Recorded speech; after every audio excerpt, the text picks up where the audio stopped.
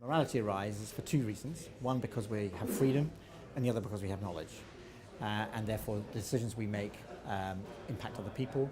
And we get into the notion of morality when we recognize that we live in a universe where not only do we matter, and we have our self-interest, but other people do as well.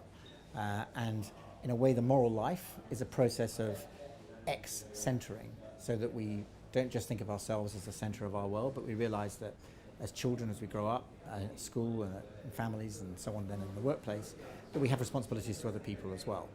Now, that doesn't solve all moral problems, but it makes one realize that actually the notion of morality is simply part and parcel of the world we live in, and that we all live in moral space. Where that gets to is to say that there is no part of our lives, whether our personal lives or lives at work, and including tax, where you can say that this is a morally free zone. So that, in other words, notions of responsibility, how the decisions we make affect other people, other organizations, these things are always taking place in moral space. There are different ways of thinking then about what the moral requirements are.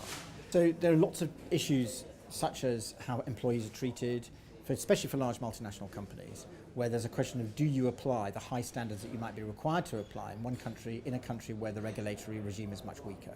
So if you think about employee relationships, if you think about health and safety, similar kinds of issues arise in relation to how you structure affairs when it comes to paying tax.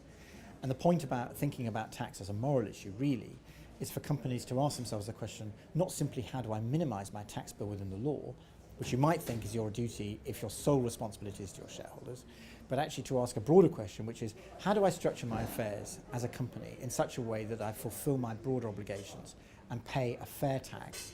Of course, it follows the legal, tax is always a legal obligation, but the moral question for many companies comes at an earlier stage when they're thinking about how operations are structured and how arrangements are put in place which do determine what the tax liabilities are. And this is a very live debate within many companies, and quite rightly too. It's a difficult balance to be struck, but the way to strike that balance is, the best way to strike that balance is for companies to think about their broader social purpose and how their contribution into paying tax contributes to that, and in a balance of interests.